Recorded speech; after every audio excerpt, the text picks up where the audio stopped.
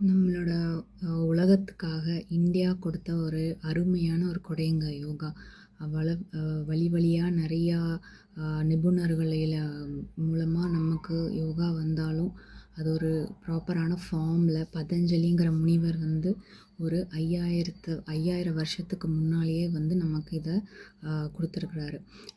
யோகா அப்படின்றது பார்த்திங்கன்னா, ஒரு சமஸ்கிருத வார்த்தை. அதாவது யுக் அப்படிங்கிற சமஸ்கிருத வார்த்தையிலிருந்து யோகா அப்படின்ற வார்த்தை வருதுங்க. அதோட அர்த்தம் என்னன்னா, சேர்தல், இல்லைன்னா ஒருங்கிணைத்தல். அதாவது யூனியன் அப்படின்னு சொல்கிறோம் இல்லைங்களா? அது வந்து யூனியன் வந்து சுவாசத்தோட உடம்பு, இல்லைன்னா பயிற்சிகளோட உடம்பு, சுவாசமும் மனமும், இந்த மாதிரி எல்லாமே ஒருங்கிணைறது. பேசிக்கலாக பார்த்தீங்கன்னா, பாடி, மைண்ட், பிரீத் இதெல்லாம் சேர்த்து ஒருங்கிணைஞ்சு பண்ணுறது தான் யோகா அப்படின்றது.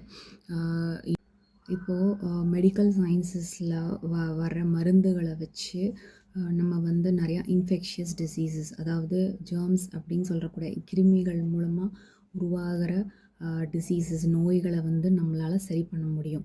ஆனால் இப்போ மாடர்ன் டேஸில் பார்த்திங்கன்னா, நிறையா லைஃப் ஸ்டைல் டிசீசஸ் தான் வருது. அதாவது வாழ்வியல் மாற்றங்கள், ஒரு சீரான நல்ல பழக்கம் இல்லாதது, ரொம்ப நாள் வந்து நம்ம ஒழுங்கான ஒரு முறையை ஃபாலோ பண்ணாமல் இருக்கிறது, இந்த லைஃப் ஸ்டைல் டிசீசஸ் தான் இப்போ நிறையா வருது. லைஃப் ஸ்டைல் டிசீசஸ்க்கு உதாரணங்கள் பார்த்திங்கன்னா, உடல் பருமன் அப்படின்னு சொல்லக்கூடிய obesity, diabetes, hypertension, high BP, stress, இந்த மாதிரி விஷயங்கள்லாம் வந்து லைஃப் ஸ்டைல் டிசீசஸ். இதெல்லாம் நமக்கு ஏன் வருதுன்னு பார்த்திங்கன்னா, ஒரு நல்ல உணவு பழக்க வழக்கங்கள் இல்லாதது, உடற்பயிற்சியின்மை, தூக்கம் சரியாக இல்லாதது, அப்புறம் சின்ன சின்ன விஷயங்கள்லாம் நிறையா சேர்ந்து தான் இந்த மாதிரி லைஃப் ஸ்டைல் டிசீசஸ் வருது. இந்த மாதிரி லைஃப் ஸ்டைல் டிசீசஸ் வந்து நமக்கு வர்றதை நம்மளால் எப்படி குறைக்க முடியும், இல்லைன்னா சரி பண்ண முடியும்னா, கண்டிப்பாக அதுக்கு யோகா அப்படின்ற விஷயம் வந்து நமக்கு பேருதவியாக இருக்குங்க. யோகா அப்படின்றது சும்மா நீட்டி மடக்கிறது, வில்லா வளையணும் அப்படின்லாம் நிறையா பேர் சொல்கிறாங்க.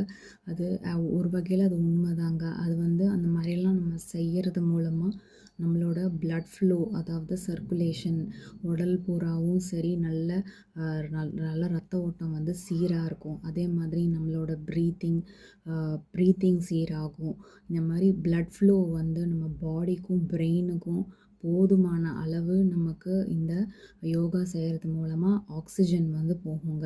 இந்த ஆக்சிஜன் தான் நமக்கு எனர்ஜி கொடுக்குது இல்லைங்களா? அந்த எனர்ஜி வந்து அதிகமாக நமக்கு பிரெயினுக்கும் பாடிக்கும் போகிறதுக்கு யோகா வந்து ரொம்ப உதவியாக இருக்கும். உடலுக்கு மட்டும் அது பெனிஃபிட்ஸை கொடுக்காதுங்க.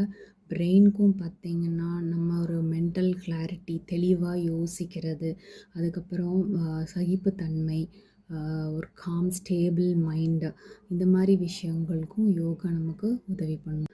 யோகாவோட ஒரு முக்கியமான பகுதி தாங்க பிராணாயாமம். பிராணாயாமம் வந்து நம்மளோட மூச்சை வந்து சீராக்கும், ஒரு கண்ட்ரோலில் வச்சுக்க உதவி பண்ணும். ஒருத்தவங்க ஸ்டார்டிங்கில் ஒரு ப்ராப்பரான ஒரு இன்ஸ்ட்ரக்டர்கிட்ட நம்ம ஒழுங்காக கற்றுக்கிட்டு, அதை நம்ம கண்டினியூஸாக நம்ம டெய்லி பண்ணால் அதோட பெனிஃபிட்ஸை நம்ம கண்டிப்பாக அட்டெயின் பண்ண முடியுங்க. பாடிக்கு தேவையான யோகாவும், நம்மளோட பிரெயினுக்கு தேவையான பிராணாயாமம், அப்புறம் மெடிடேஷன் இதெல்லாம் ஒன்றிணையும் போது நம்மளோட உடம்பு வந்து தன்னைத்தானே ரொம்ப அழகாக சுத்திகரிக்கிறது தான், ப்யூரிஃபை பண்ணிக்கோங்க. நம்மளோட ஆரோக்கியம் அதிகரிக்கும். தொடர்ந்து பிராணாயாமம் அதெல்லாம் செய்கிறவங்களோட முகம் பார்த்திங்கன்னா அவ்வளோ தெளிவாக இருக்கும். அவங்களோட அந்த சிந்தனை பார்த்திங்கன்னா சீராக இருக்கும். நம்ம செய்கிற விஷயங்களில், காரியங்களில் நம்மளால் முழு கவனம் செலுத்தி ஸ்ட்ராங்காக எதுனாலும் நம்மளால் டீல் பண்ண முடியும்.